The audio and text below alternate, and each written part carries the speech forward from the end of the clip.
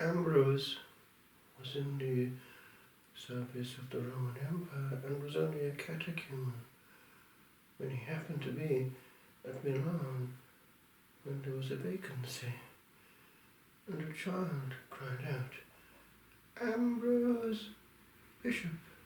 Ambrose, Bishop!" And the whole people joined in, and by popular acclaim he had to be baptized and ordained. It was on this day that the ordination took place in 374. He turned out to be a very energetic bishop and indeed became a doctor of the church. He baptized and influenced the great Augustine, another great doctor of the West. The other two main ones in the West are St. Jerome and St. Gregory the Great. We owe so much to these church fathers.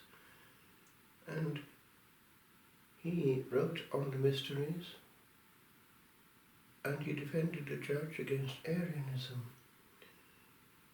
He also wrote hymns, and in the Rue St. Benedict, the hymn at the Divine Office is always referred to as the Ambrosian, and we still sing his hymns to this day. The hymn at Vespers for Advent, Conditor Alme Siderum, is his, for instance. And the church in Milan has its own right to this day, the Ambrosian. We belong to something greater.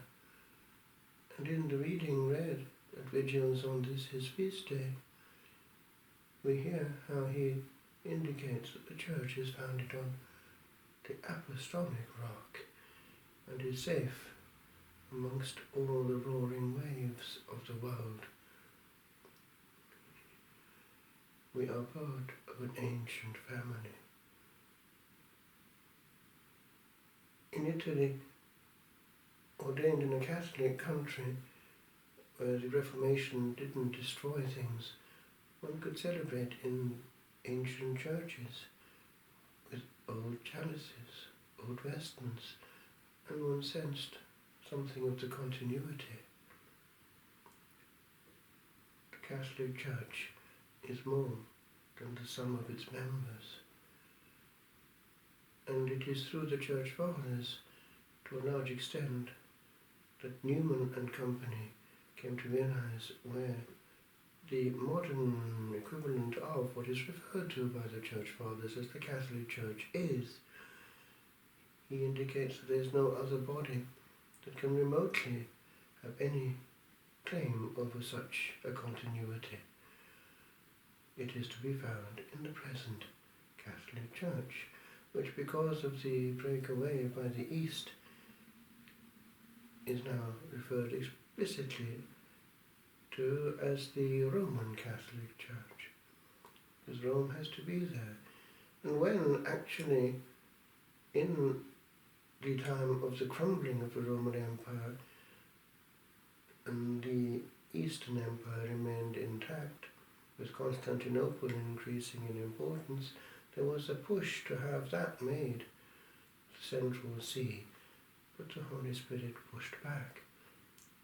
Of course, we have the writing of St. Augustine, De Civitate Dei, indicating that the kingdom of God does not depend on politics or empires, but is of a different order.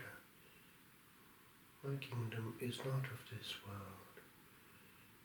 And the Holy Spirit will always maintain that the successor of Peter, and therefore Rome, in some shape or form, has to be the center.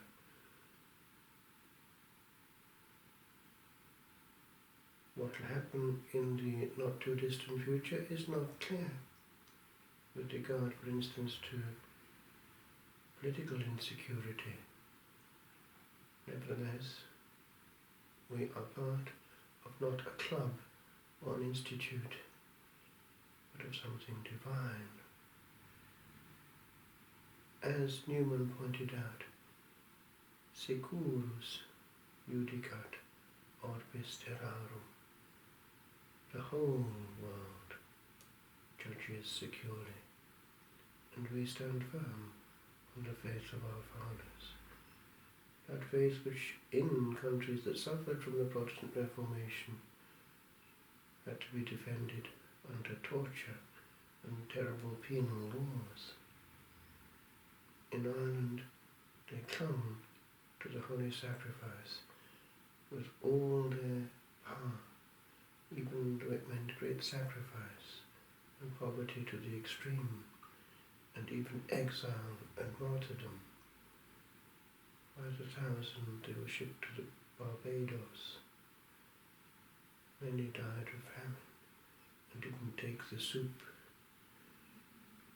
This then is our faith, the faith that Augustine, of course, received when he was baptized, and influenced directly by the beauty of liturgy, and that we can maintain.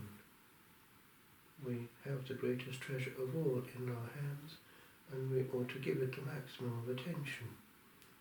When he came into the cathedral at Milan, he was moved to tears by the beauty of the chant. He speaks specifically of the chant of the Psalms. The Psalms, when chanted well, are very prayerful and uplifting. Why should we make do with the hurried, the badly pronounced, the pauseless? We need to make of what we have a beautiful liturgy. The renewal is in continuity, and actually it can be very, very well celebrated with a bit of thought.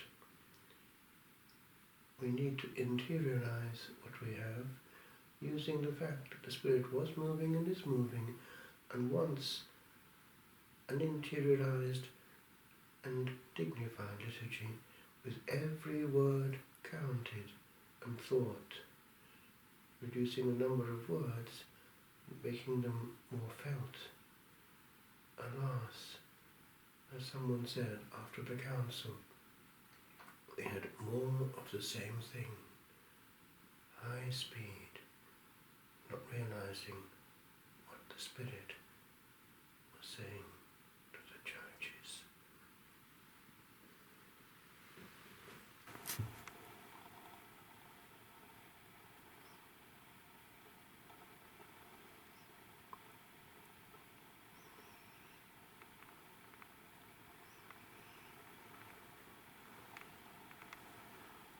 Ubi caritas et amor,